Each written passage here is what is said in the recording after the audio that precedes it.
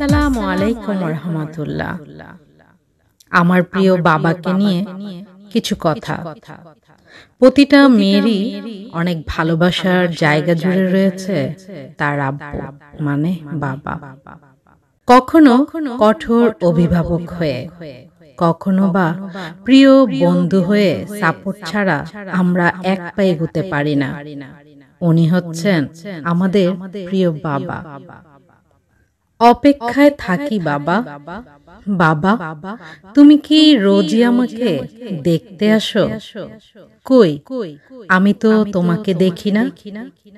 আচ্ছা বাবা, তুমি যেখানে গিয়েছো সেখান থেকে আর ফিরে আসা যায় না? জানো বাবা, তুমি ফিরে আসলে বড্ড ভালো হতো আমার। ইচ্ছে মতো কত বায়না ধরতে পারতাম।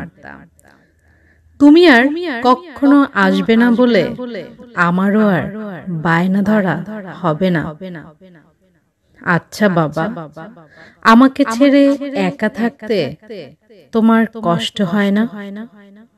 যদি হতো রোজই আমার কাছে আসতে, আমি তোমাকে দেখব বলে রোজই তোমার থাকা বিছানায় ঘুমিয়ে অপেক্ষা করি বাবা, শুধু তোমার জন্য। আব্বু, অনেক ভালোবাসি আপনাকে। এই কথাটি কখনো বলা হয়নি। অনেক বেশি মিস করি সব সময়।